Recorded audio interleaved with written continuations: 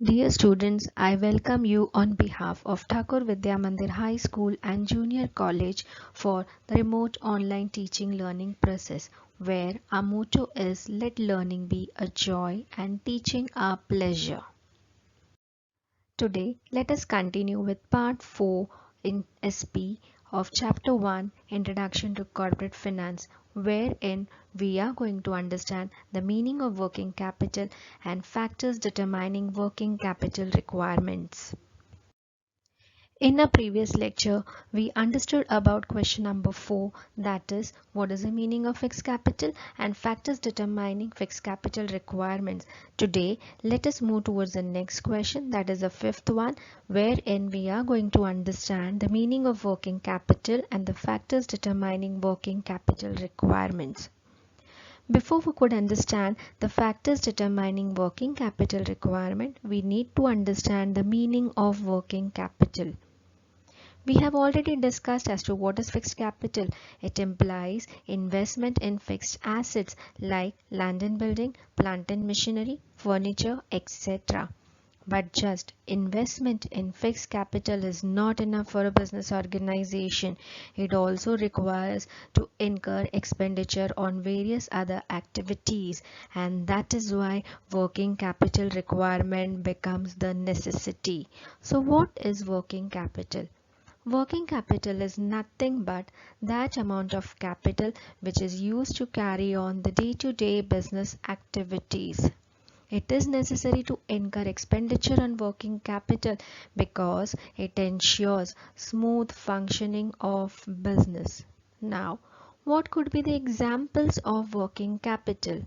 Working capital implies the investment in stock of raw materials, stock of finished goods, cash in hand, bank balance, etc. Every business organization requires huge amount of cash in hand and bank balance to incur a variety of expenditures, like it has to pay its rent, it has to pay salaries, it has to incur expenditure on printing and stationery, and so on. Not only that, it also requires to provide credit facilities to its suppliers, and in that case huge amount of cash in hand and bank balance is required. So any working capital refers to that amount which is required to carry on the day-to-day business activities. There are different thinkers who have explained working capital in different ways. One amongst them is Gerstenberg. According to him, working capital refers to excess of current assets over your current liabilities. He said that whenever your current assets exceeds, it crosses the amount of current liabilities, it is called as working capital. He also called it as net working or circulating capital. So we can conclude from this, working capital is that capital which is required to keep on the running of business in a smooth and efficient manner. Investment in fixed capital is not at all enough. An equal investment has to be done in working capital so that the business runs smoothly, because a business organization has to spend not only just on the fixed assets, but it also required to incur a variety of other expenditures, and for that it requires working capital. So in case if the meaning of working capital is asked, if the definition relating to working capital is asked, or if you are supposed to give an introduction relating to working capital, see to it that you cover all these 5 points in your meaning of working capital. Now let us move towards the factors affecting the working capital requirement. There are a variety of factors which affects the requirement of working capital. The first among them is the nature of business. As we have already discussed in fixed capital requirement, every business organization, either it could be a manufacturing industry or a service providing industry or a trading concern. Similarly, when we speak about the factors affecting working capital requirement, we also need to consider the nature of business. Firstly, we are going to understand about the manufacturing firm. If an industry or if a firm carries on manufacturing activities wherein it converts the raw materials into finished products, in that case it gets constant and sufficient cash inflow. Such manufacturing firms are not required to maintain huge stock of finished goods. They get continuous and sufficient cash inflow from a variety of sources. These manufacturing firms undertake production activities only as per the demand which arises from the market, and so they are not required to have huge working capital. The working capital requirement for manufacturing firms is less. However, as studied earlier, manufacturing firms require huge amount of fixed capital.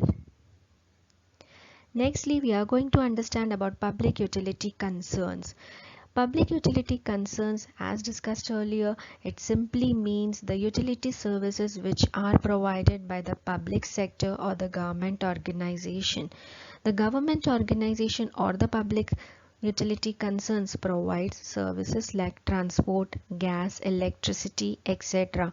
They are not concerned with selling of any product or a commodity, and that is why the working capital requirement is less, because they need not store huge amount of raw material or finished goods. That is why the working capital requirement for a public utility concern is less. Thirdly, let us understand about the firms who deal with luxurious products. Luxurious products are such products which are very rarely demanded, or they are not items of frequent sale. The sale of such items takes place very less, not like necessities, wherein necessities are in continuous demand, but these goods are in less demand as compared to the necessities.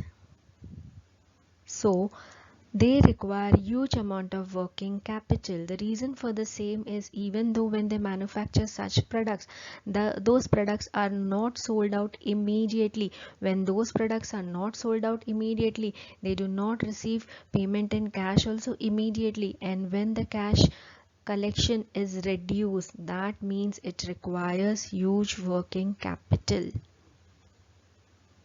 Lastly, we come to the trading or the merchandising firms. Trading or merchandising firms are those firms which are just concerned with buying and selling of goods and services. They do not undertake the production or manufacturing activities. However, they are required to maintain big inventories of finished goods to meet the consumer's demand. They need to maintain a variety of stock in order to attract the consumers. They also require to provide credit facilities to attract the consumers, and in such a case the working capital requirement increases, so they also require huge working capital. From this we can conclude that manufacturing firms and public utility concern require less working capital. However, firms dealing with luxurious products and trading firms require large amount of working capital. Let us now move towards the second point, the second factor, which is size of the business. Once again, a common rule applies.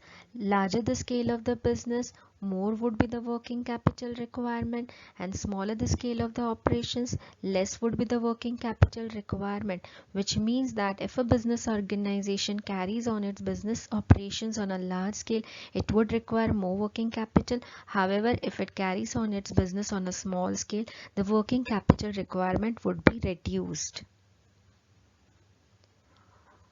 The third factor is volume of sales. Volume of sales implies the quantum of sales, the quantity of sales. With an increase in sales, there would be an increase in working capital, and with a decrease in sales, there would be a decrease in working capital.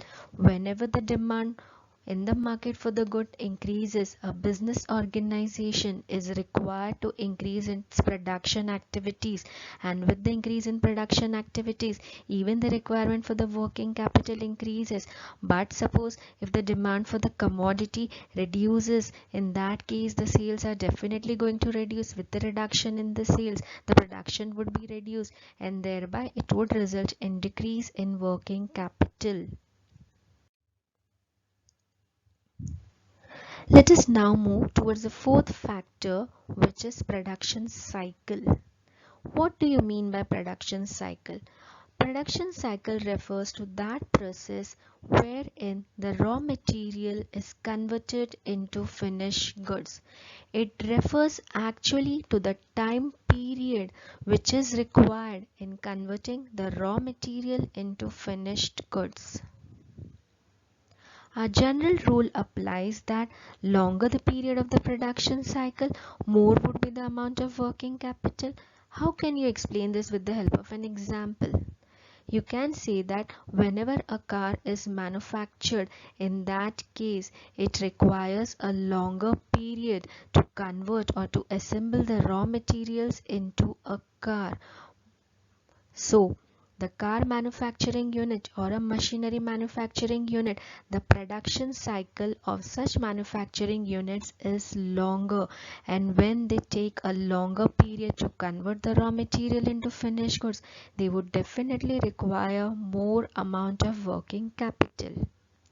However, if the production cycle is short, which means that it takes very less period in converting the raw material into finished goods, in that case the amount of working capital will be very less.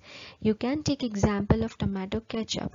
Tomato ketchup gets converted into a finished product, but for that it does not take a longer period of time. The processing cycle or the production cycle of conversion from tomatoes to tomato ketchup is very short, and that is why it requires less amount of working capital. The next factor, the fifth one, is business cycle. Business cycle implies the boom period or the recession period or the depression period which exists in an economy. Suppose if the economy goes through a boom period wherein the purchasing power of the general individual of the people increases, in that case people are going to demand more of commodities. With an increase in the demand, the business organization would increase the sales, but for that they need to increase their production activities, and when they increase their production activities, this would result in an increase in working capital.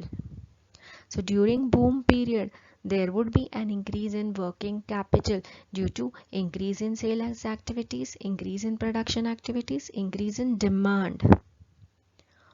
On the other hand, if the economy is going through a recession period, in that case the purchasing power of the people in the economy will go down. With a decrease in the purchasing power, there would be a decrease in sales, and with the decrease in sales, there would be a decrease in production activities, thereby decreasing the amount of working capital requirement. So we can conclude that during the boom period there would be an increase in working capital. However, during the recession period there would be a decrease in working capital. Let us now move towards the sixth factor, which is terms of purchases and sales. Firstly, we are going to speak about the terms of purchases. Suppose if a business organization does not get any credit facility for its purchases, whenever it makes purchases from its suppliers, it has to make an immediate payment in cash. They do not provide credit facility. At the same time, they do provide, or they are very liberal when it comes to credit policy for their sales, which means that they do not get immediate payment but will receive the payment in the near future, say after a month or two. In that case, the working capital requirement for such a business organization would increase. However, on the other hand, if a business organization enjoys favorable credit terms of purchases, what is favorable credit terms of purchases? It means that in such a case, they have to make payment for the purchases in future. They are not required to make payment currently, but they do postpone their payment to the near future. At the same time, they are very less liberal when it comes to the credit terms for sales, which means that they do not provide a longer term of credit to their parties, or may even not provide a credit. In that case, the working capital requirement for such business organizations would be less. So it can be concluded that the terms of purchases and sales which exist in a business organization also plays an important factor in determining the working capital requirement. Let us now move towards the seventh factor, which is credit control.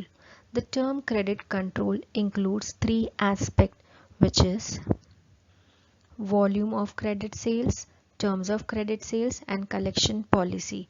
Volume of credit sales means the amount or the quantity of goods which are sold on credit basis.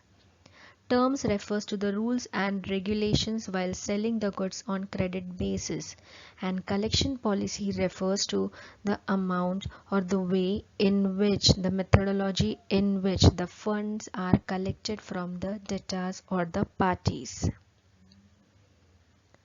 Suppose if a business organization adopts a sound credit policy, that is, it does not easily provide credit, it is rigid, it is not liberal, it gives very less credit terms to the other business organizations. In that case, the working capital requirement will be reduced.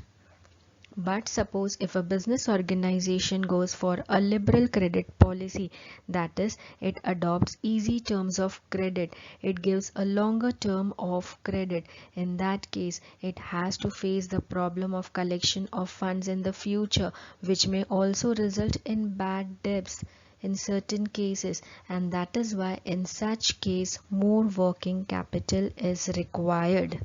So, in case of sound credit policy, the working capital requirement would be reduced, but in case of liberal credit policy, the working capital requirement would be more. The eighth factor determining the working capital requirement is related to the growth and expansion of the business firm. If a business organization starts growing, with the growth there would be more requirement for raw material, more requirement of stock of goods, more cash and more bank balance requirement. So with the growth in the business organization, it would bring about an increase in working capital requirement. So a firm which is growing, which is expanding, with the growth, it would also bring about an increase in the working capital requirement. On the other hand, if a firm doesn't grow, it doesn't find any opportunities for growth, in that case the working capital requirement would be reduced. The ninth factor is management ability. It refers to the policies which are adopted by the management. A proper coordination between the production and distribution department of any business organization is required. If there is a proper coordination between these two departments, then they are going to stock the goods only as per their requirement. They would not move towards the overstocking of the goods, and accordingly the working capital requirement for such business organization would be reduced. On the other hand, if a business organization goes for stocking heavy inventory, which means that it maintains huge stock of inventory, finished goods, in that case the working capital requirements would be increased. So the management plays a very important role in the working capital requirement. The policies which are adopted by the management equally plays an important role in determining the working capital requirement. Lastly, we come to the 10th factor, which are external factors. Many times a business organization obtains or takes loan from the financial institution and the banks. If the banks and the financial institutions provide funds to the business organization as and when required, in that case the working capital requirement would be reduced.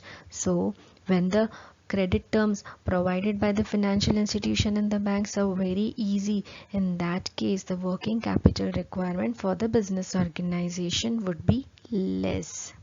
So with this, we have completed all the 10 factors determining the working capital requirement. Let us understand in brief and have an overview of the same.